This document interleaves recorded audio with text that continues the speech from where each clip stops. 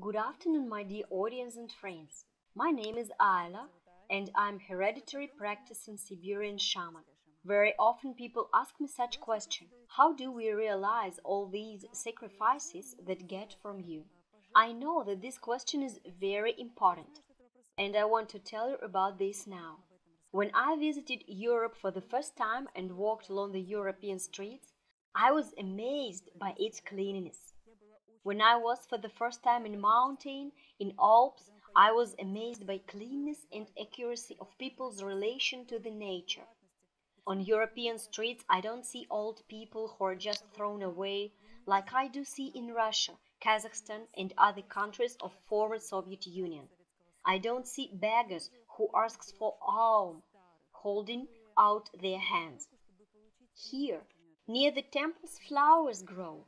In Russia, poor people stand near the temples. These are people who stand and ask for some coin at least. All what I am doing for the kindness and goodness to grow. And if our world right now is created so that there are many spirits of lower worlds, there are more diseases, more tragedies. If it occurs that some parts of the society stand below the poverty line, they even don't have simple things for living, if they are thrown away by their relatives. So what can I do in this situation? I can do only what I can do helping such people. Of course, seminars in Europe are always bright, emotional, and joyful.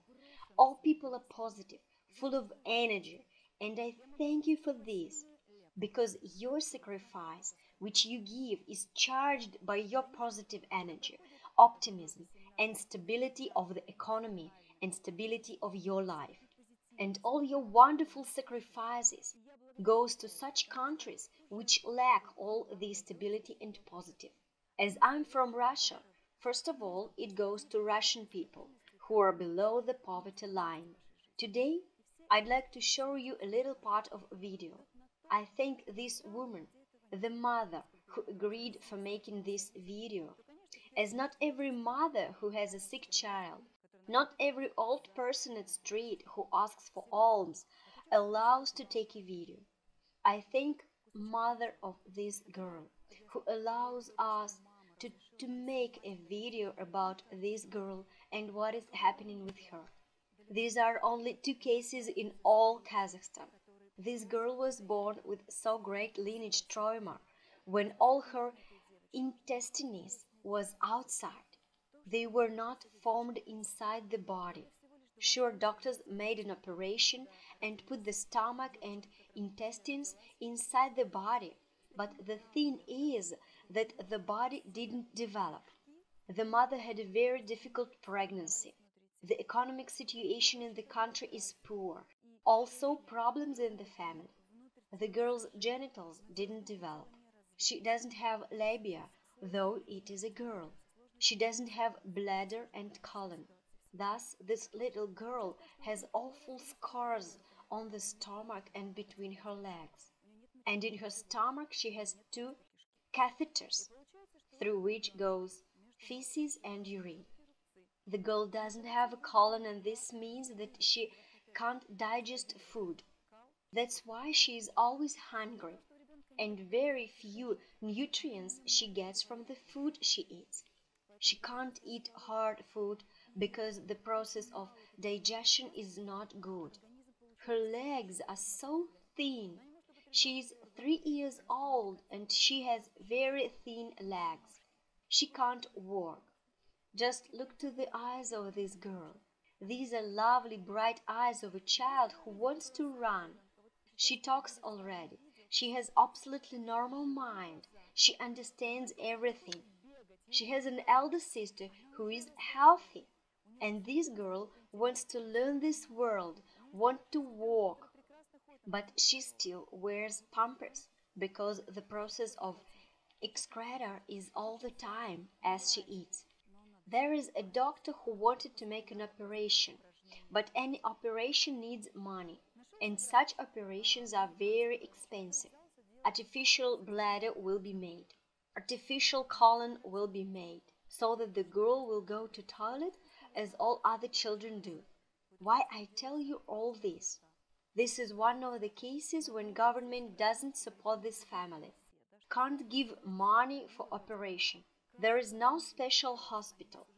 Some people gave money to this family and they bought a little room only in the communal apartment. I am afraid that you even don't know what a communal apartment is. When we reached the house itself, we saw that the house is in emergency state. I think that there are no such houses in Europe also. The water, canalization and underground waters accumulate all the time under this house. And in fact, the house is rotting.